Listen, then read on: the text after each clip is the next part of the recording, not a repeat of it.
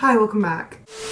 This past Wednesday, Netflix released a new show called Cielo Grande, or in English, I think it's called Secrets of Summer, and I watched it all in a day and I really want to talk about it because it was really good. You guys seem to really like my Entrelazados review, so I thought I would do kind of a similar format, but instead of doing my makeup in this video, I'll be painting my nails.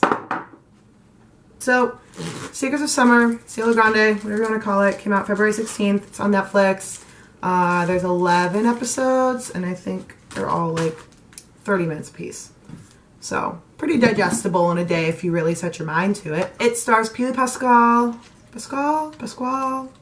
Never know how to say her last name. But she was Mia in Go. And it has Guido Messina, who was Alex from Bia, and Julia Guarini, who was Chiara from Bia. And then I think the guy that plays Charlie is from Once, but I don't know his name.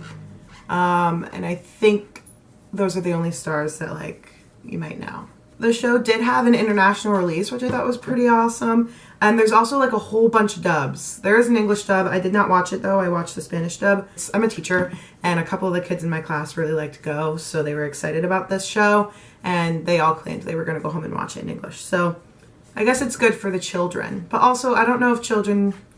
I guess kids could watch this one. The thing is with this show is that the characters are all a lot older. So I have a hard time like picturing it as a kid's show, just because most of the characters are like in their early 20s, it seems like. A couple weeks ago, you might have caught it if you were like really lucky, but I attempted to do like a trailer and theme song music video reaction, but then Netflix copyrighted me, so I had to take it down. Netflix didn't copyright me, but they blocked the video in like a whole bunch of countries, so no one was gonna be able to see it anyway, so I took it down. It was kind of sad.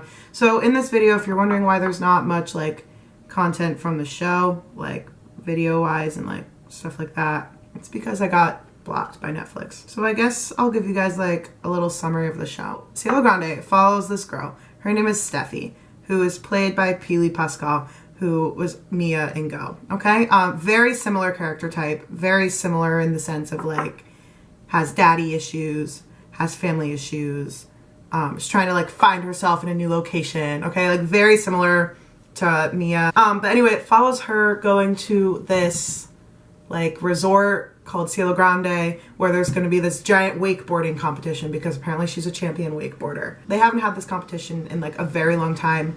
The last time they had it was when Steffi's dad did it like 20 something years ago. And then there's a whole bunch of drama with that. So yeah, Steffi's at this resort and she's trying to find herself and uncover a mystery. And the mystery in question is, who is her mother? And her mother supposedly died when she was like 8 months old or something like that. So she's trying to figure out the secret that her dad is hiding because her stepmom wrote her a note saying like, your dad loves you, but like he's hiding something from you and you're gonna uncover it when you're there. And she's like, okay, bet. So basically while Steffi is like trying to find out more about her mom and her dad, she discovers that her and another girl that's staying at, or that works at the resort, I think Luce works there, yeah, are sisters. And I saw this plot coming from like the second they brought it up. Luce was like, yeah, it's just me and my mom, my dad left. And I was like, they're gonna give her another sister plot. Because Netflix loves giving Pili a really lovely sister plot in any show that she's in. But this one's even better because instead of just them being like stepsisters or like half sisters, they are like whole ass twins that were separated at birth. It's some Parent Trap sort of moment and I love it. That kind of sums up the whole sister plot and Pili like trying to figure out her mom and like her family. And yes, I did see it coming. Yes, it was very predictable, as was Entrelazados, to be honest with you. But did I still eat up every single moment of that? 100% you bet. I knew that they were going to be sisters from like the moment I started watching the show, but like either way I was like, I need to know what happens next. And the way they executed it was like really well done. I will say that they did tell us about like the sisters and like give us hints about that they were actually sisters really early on in the plot, which I like wasn't really expecting because in Go, I guess they revealed it to us early in Go too, but like the girls didn't know about it until much later on. Like we knew about this like at what, like episode 7, and there were still 4 or 5 more episodes left, so I mean, that was nice. I feel like I was in on a little secret. Yeah, overall, like, Sister Plot was great. I had a great time. They did kind of, like, get over the fact that they were sisters, like, a little too quick. They were like, we might be sisters. And Luce was like, okay. And then they were just like, oh, my sister, I finally found her. Even though, like, you didn't know you had one to begin with. So, like, what are you talking about? We'll talk about ships. let's talk about some ships. There's so many good ships. So many, I guess, should be used lightly. Okay, so we've got Steffi and Julian. We've got Luz and Tony. Matrix. I'm gonna call her Matrix because it's more fun. And Noda. Julia's character, what's her name? Natasha. And one of the twins. I don't remember which twin it was. And then I'm missing one. Oh, Natty.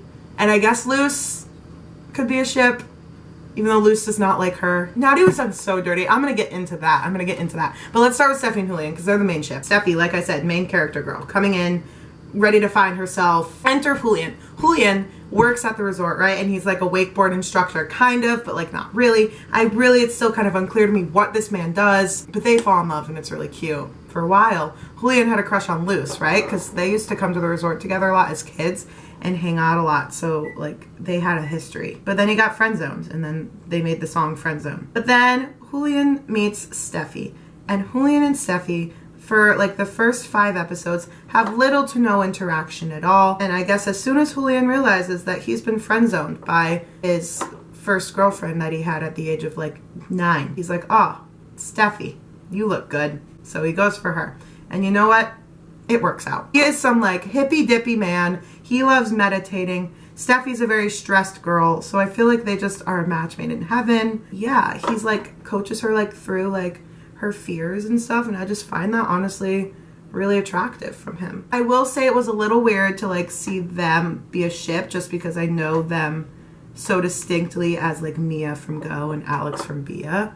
And it's like, but I mean, they did grow on me. I didn't really like them that much at first because I feel like they kind of came out of nowhere. Kind of kept us guessing in the first half to be like, oh, are they actually negative or not? And then they did. But after they like kiss and stuff, they're pretty cute. Like I like them, and he sends her a really cute good morning text, and like it's a voice note actually. I hope that like in season 2 they like don't break them up because I feel like that would be the easy option for Netflix to take just because they love to do that to us. Let's see, who else is next? Let's talk about Luz and Tony next, okay? But Luz kind of just like works at the resort. She's in charge of reopening Sky Vibes, which is like their karaoke bar, and she's like super excited about it because that's where she met Julian, and like she has a lot of good memories growing up there, and like her grandparents would take her there all the time. She's reopening Sky Vibes, and Tony is Steffi's wakeboard instructor, coach man. And apparently Luz and Tony knew each other also way back in the day. I mean, not way back, probably like 5 or 6 years ago. Luz said she was 15 and Tony was 19. So they couldn't date when they first met because it would have been illegal. And she kind of just was like, oh, I had a crush on him, blah, blah, blah, blah, blah. But then they reconnect and you can just tell that like they're in love. They're meant to be together forever. They're my favorite ship from the show. I guess maybe that's an unpopular opinion because they're like not the main ship and they're like, I guess kind of boring because there really isn't drama with them, but like that's refreshing to me, you know? I love a healthy ship. There wasn't really drama with Steffi and Julian either, but I still like Luz and Tony more. Who's next? Oh, Noda? Is it Noda or Nado? I'm gonna say Noda. I think it's Noda. Noda and Mattress. They're weird. So basically, Noda is the like receptionist guy at the hotel, and he's skeevy. I don't really like him at all. And Matrix is, so there's like the Mondo twins. Monzo. They're these like influencer twins. I guess they're real life influencers, apparently.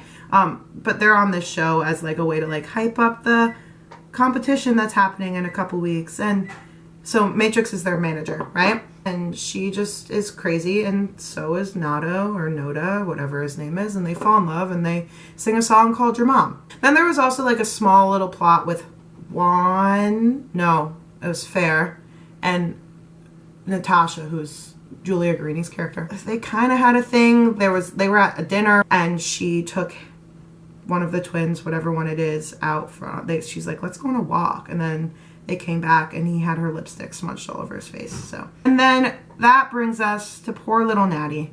Poor little Natty. I literally love her. She was like such a fun character. It was kind of refreshing. And they did her so dirty. Natty also came to work at the resort over the summer, and she's Luz's roommate. But Luz is not a gay woman, and Natty is a gay woman, and Natty really has a little bit of a crush on Luz and like wrote lots of really cute songs about her.